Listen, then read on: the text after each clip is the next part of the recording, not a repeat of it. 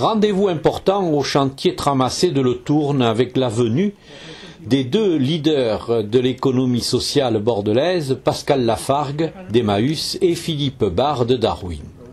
Ils viennent d'acquérir un bateau symbole de la navigation sur la Garonne, la Gabarre des Deux Frères. Ce monument historique à restaurer, nos deux hommes sont bien décidés à lui offrir une autre vie, une orientation solidaire dédiée à un monde composé de personnes débarquées par la vie. Je savais très bien l'état dans lequel se trouvait le bateau, un peu surpris quand même, je pensais que ce n'était pas aussi grave, mais ce n'est pas le souci. Le souci, c'est de faire naître autour de ce projet global un enthousiasme collectif. Et avec mon camarade Philippe Barre, on est bien déterminé à monter dans une démarche collective un vaste projet autour de ce bateau. On peut imaginer 1000 métiers, 1000 activités pour des jeunes ou des moins jeunes d'ailleurs. Si Darwin affiche une raison d'être plus entrepreneuriale, dans l'ADN de l'entreprise existe aussi l'esprit associatif. L'esprit de solidarité qui nous anime, et quand Pascal Lafargue nous a proposé de faire partie de cette aventure pour d'abord conserver sur le territoire un patrimoine girondin et surtout démarrer une aventure collective qui permettrait de faire de l'insertion autour d'un projet de passion, d'un projet de patrimoine, d'un projet qui anime vraiment l'intérêt et notamment des plus jeunes. Ça peut susciter des vocations. C'est sur des aventures comme celle-là qu'on peut arriver à emporter les jeunes dans des dynamiques créatrices. L'initiative de nos deux compères n'a pas laissé le petit monde maritime bordelais indifférent.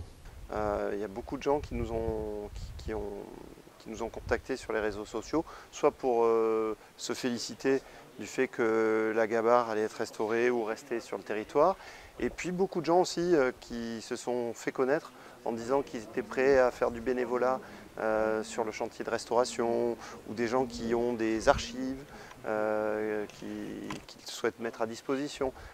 Mais surtout, ce qui me paraît important de souligner, c'est l'enthousiasme assez exceptionnel qui est né dans les tout derniers jours autour de ce projet.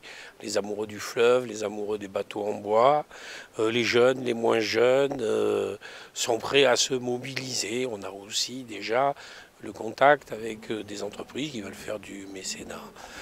Donc voilà, ce bateau, il est d'ici, il fallait qu'il reste en Gironde, qu'il reste attaché à ce fleuve et qu'il participe dans un souci de préservation du patrimoine girondin à un projet global qui intéresse tout le monde. Le traditionnel bienvenue à bord n'est pas pour demain, car il est nécessaire de restaurer les deux frères. Mais rien de catastrophique selon Jean-Bernard Nicolas, un des artisans des chantiers navals Nicolas. Ça ne m'a pas semblé catastrophique, tout simplement, bon, après c'est de l'habillage, c'est une enveloppe avec une structure.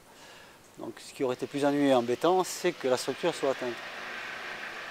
Ce qui aurait demandé des investissements beaucoup plus importants et forcément du temps et des compétences autres. Mais là, vu la situation, il y a du travail, mais il n'y a rien de catastrophique. Un superbe projet qui devrait rassembler, car nombreux sont prêts à monter à bord de cette aventure humaine et patrimoniale. Et c'est bien rassurant.